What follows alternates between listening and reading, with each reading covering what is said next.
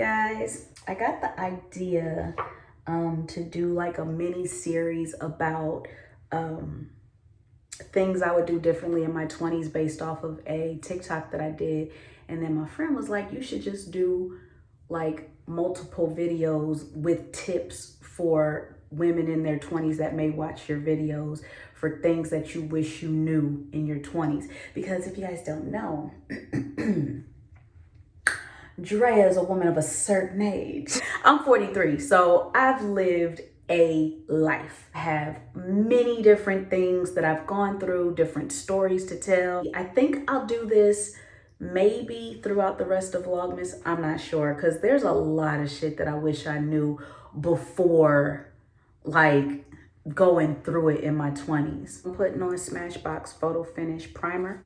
So one thing I remember being in my 20s and just looking back, I wish that I knew about then. What I know now is and you're probably going to hear this from a bunch of 20 plus year olds that want to give you advice. And that is to take your finances serious. I'm gonna tell y'all a little story. I remember back in 2004, we talking a young 24-year-old Drea. I got my first passport at 24. I know, on a late bus, but first passport at 24. And I had just started traveling, right? Me and my girlfriend at the time, we were selling vending machines. When I tell you the amount of money that I was making from those sales, and they were quick sales too. I'm talking easy, fast money. If I had known to save or even invest $200 from each transaction, if I had known back then what I know now about finances and investing, even the little pinch that I know about investing now, $200 each vending machine transaction on Google back then, 2004. And I feel like now is, this is the day and age of technology. And I feel like everybody's well-versed, a little more well-versed than we were back in the day. And we had enough technology, but it wasn't being drilled into everyone's head as it is now. Like, invest, look into Bitcoin and cryptocurrency and all these other ways to make money. All that wasn't necessarily discussed back in the day because, we barely getting out the beeper age and all that shit. So our technology wasn't as vast and we didn't have as much going on that we can pull from online back then. So essentially a lot of it was, you get the knowledge passed down from your family, you get the knowledge passed down from your elders or your friends that were doing good, and then you move on from there, right? Well, back then we was all struggling. So it wasn't no, Andrea, I'ma take you by the hand and you're gonna learn the game. It was just sort of you winging it, you know what I mean? So that's what I learned from. And pretty much I learned the financial aspect, being financially responsible. I learned about that like years and years later, the hard way. It was complete anarchy when it comes to credit cards, and I had my identity stolen, which is why I think I'm so guarded with my identity now. So having people that know more than you when it comes to what you should be doing financially, clutch. Seek out mentors, financial mentors. Even if you do have a homegirl or a homeboy that's doing big things right now and they started their own business, this is the time where you don't just sit on the sidelines watching them succeed. Ask them if they mind mentoring you. I think a lot of pride is what keeps a lot of people kind of in their own way when they're younger, because you don't want to ask for help. And I get it, because I was like that too. At some point, you got to know that you don't know everything. And you got to know that asking for help is just as strong as knowing and finding out yourself, like doing your own research, whatever. If you have someone that has been doing it successfully, why would you not ask them for assistance?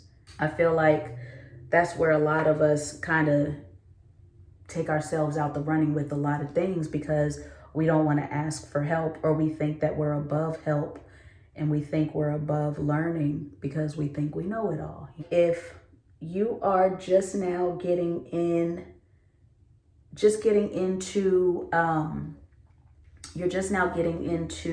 your era where you're getting your first corporate job, or you're just now graduating college, make sure that you have a game plan. While you're in school now, I want you to make sure that you have a game plan of what you're going to be doing when you graduate, what you're going to be doing with your finances,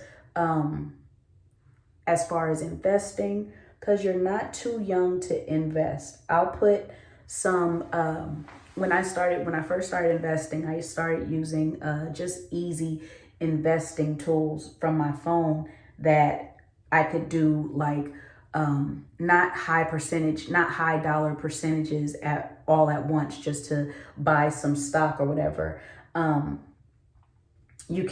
There's a lot of sites that allow you to do that, where you don't have to go all in and save thousands of dollars just to buy one stock from Google or Amazon or whatever. You can buy incremental stocks. Definitely look into that. Like I said, I'll leave those links in the description box of this video, for the apps that you can use, the sites that you can go on to buy stocks,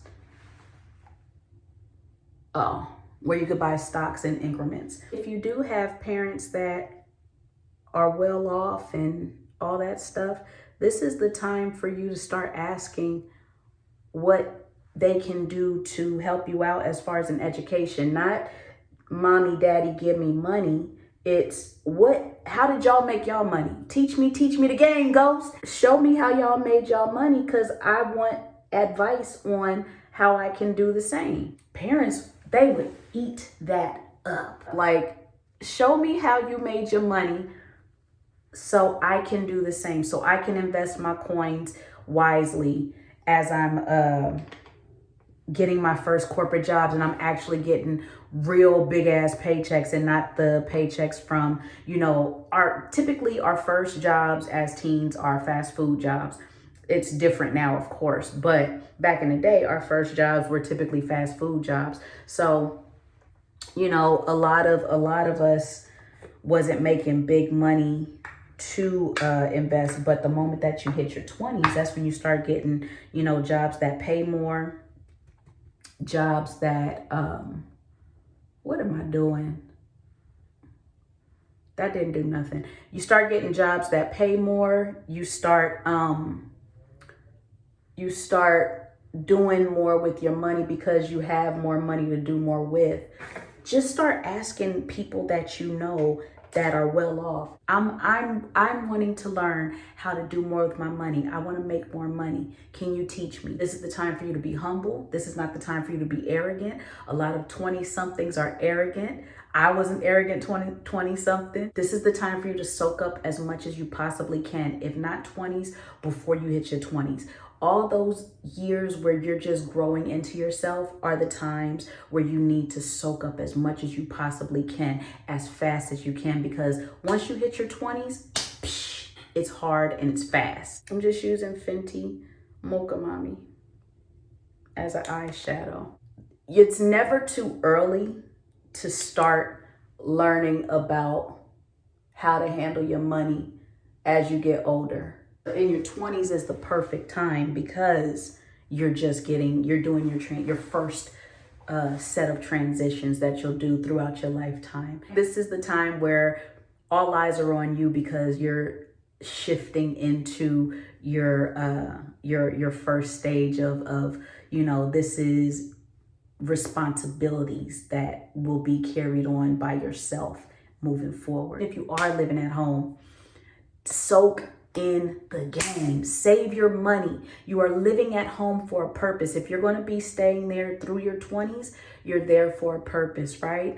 Save your money. And then once you're able, when you feel like you're ready to get your first apartment, when you feel like you're ready to move out, you'll have a nice nest egg. They want you to start off ahead of the game. So many of us were starting off still playing catch up because we didn't have that opportunity to, you know, save up a nest egg before we are off in the streets. And then when maybe 24, 25 comes, you'll have a big enough nest egg to shit. You might be able to buy your first house. You do it right, shoot.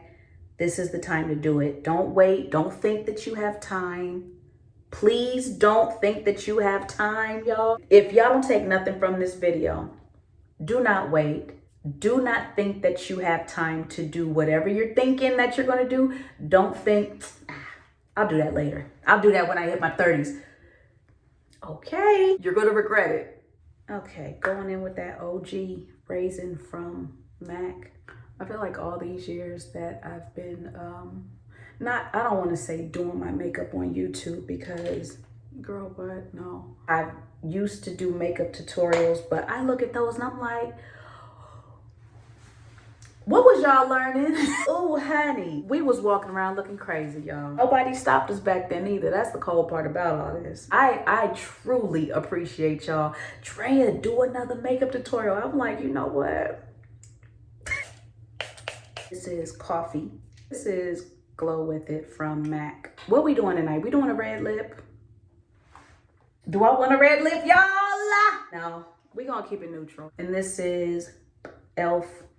Their lip pumping gloss in Champagne Glam. But if you wanted to do a lipstick, a brick red with blue undertones, not an orange red, but a brick red. All right, y'all. I hope you have an awesome, awesome, awesome night, evening, whatever you're doing, whenever you watch this. Let me know if you have any questions. What do you want me to cover in the things I learned? Things I wish I would have known in my 20s, little mini series that I'll do. Just give me a heads up and I'll talk about it because y'all don't know I done lived a full fucking life. So let me know what y'all want to talk about and I will talk to y'all later. Bye.